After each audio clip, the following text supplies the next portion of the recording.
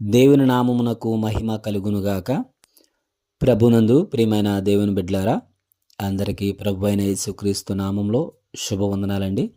గడిచిన దినమంతా కూడా దేవుడు తన కృపలో భద్రపరిచి మరి ఒక రోజు అనుగ్రహించిన దేవాది దేవునికి మనం ఎంతగానో కృతజ్ఞతాస్తుతులు చెల్లించబద్దులమైనాం. చిన్న ప్రార్థన. పరిశుద్ధ జీవము గల దేవ, మహిమోన్నతుడి తండ్రి, మీకు స్తోత్రాలు ప్రభువా. ఈ సమయంలో వాక్యం ధ్యానిస్తుండగా మాతో మీరు మాట్లాడి బలపరచమని, కృప చూపించమని యేసుక్రీస్తు వారి నామని ప్రార్థనడి వేడుకుంటున్నాం తండ్రి, ఆమెన్. ఇర్మియా గ్రంథము 31వ అధ్యాయము 13వ వచనం చదువుకుందామండి. వారి దుఃఖమునకు ప్రతిగా సంతోషమిచ్చి వారిని ఆదరించెదను, విచారము కొట్టివేసి నేను వారికి ఆనందము కలుగజేతును. ప్రియులారా, ఇక్కడ రెండు మాటలు కనబడుతున్నాయి. దుఃఖమునకు ప్రతిగా సంతోషము, విచారమును కొట్టేసి ఆనందము కలగజేస్తానని దేవుడు వాగ్దానం చేస్తున్నాడు, లేదా దేవుని వాక్యము ద్వారా మనం వింటున్న మాటలు. అయితే మన ఆధ్యాత్మిక జీవితంలో లేదా ప్రతి మానవుని జీవితంలో ఏదో ఒక సందర్భంలో, ఏదో ఒక పరిస్థితుల్లో, ఏదో ఒక సమయంలో, ఏదో ఒక కాలంలో దుఃఖము, అలాగే విచారము లేదా బలహీనత లేదా ఏదో ఒకటి మానవుని జీవితంలో ఎదురవుతుంటుంది. దేవుడు అంటున్న మాట, దుఃఖమునకు ప్రతిగా సంతోషం ఇస్తానంటున్నాడు.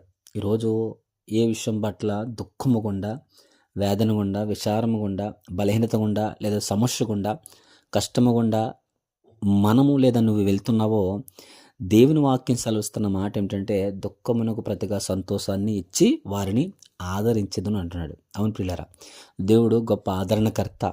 దేవునికి మరొక మాట చూస్తాం యోహాను సువార్తలో, ఆయన ఆదరణకర్త. ఆదరణకర్త అనే దేవుడు మనలను ఆదరించి, బలపరిచి, ధైర్యపరిచి, అంతేకాదు సంతోషాన్ని అనుగ్రహిస్తారు. ఏమంటే దేవునిలో మనం ఉన్నప్పుడు, దేవుని యందు మనం ఆనందించినప్పుడు దుఃఖము కూడా మనకు సంతోషంగా ఉంటుంది. ఏమంటే దేవునితో మనం సమయం గడిపినప్పుడు, దేవుడు మన ఎడల మన పక్షమున ఉన్నప్పుడు విచారము, దుఃఖము, బలహీనత కూడా మనకు ఆనందాన్ని కలగజేస్తుంది. ఏమంటే అది పూర్తిగా సంపూర్తిగా పోతుందని చెప్పలేం, కానీ కొన్ని సందర్భాల్లో ఏమంటే దేవుడు మనతో ఉన్నప్పుడు, దేవుడు మనలో ఉన్నప్పుడు దుఃఖాన్ని కూడా దేవుడు దుఃఖాన్ని కూడా సంతోషంగా చేస్తాడు. అంతేకాదు నాట్యంగా చేస్తాడు. విచారాన్ని కొట్టివేసి నాట్యంగా కూడా చేస్తాడు. తర్వాత మాట చూస్తే అదే చూస్తాం. ఇదే చివరిలో నాట్యం ముందు సంతోషించితారంటాడు చివరిలో 13వ వచనంలో. కనుక ప్రియులారా, మనం తెలుసుకోవాల్సిన విషయం ఏంటంటే, దుఃఖం అనేది జీవితకాలం ఉండదు, అంతేగా విచారం అనేది జీవితకాలం ఉండదు.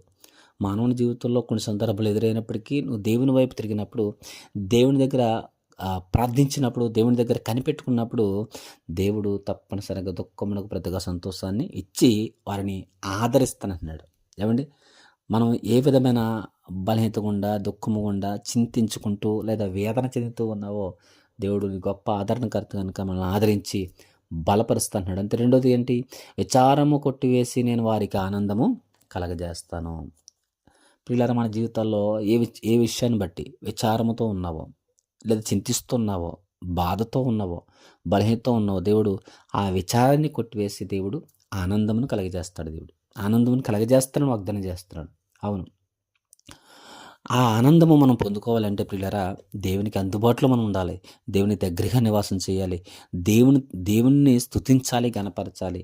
అంతేకాదు, నువ్వు విచారంలో ఉన్నప్పుడు, దుఃఖంలో ఉన్నప్పుడు అదే పరిస్థితిలో ఉండక నా దేవుడు గొప్పోడు అని విశ్వాసంతో నమ్మితే, దేవుడిని దుఃఖానికి ప్రతిగా సంతోషాన్ని ఇస్తానన్నాడు, విచారాన్ని కొట్టివేసి ఆనందాన్ని కలగజేస్తానన్నాడు.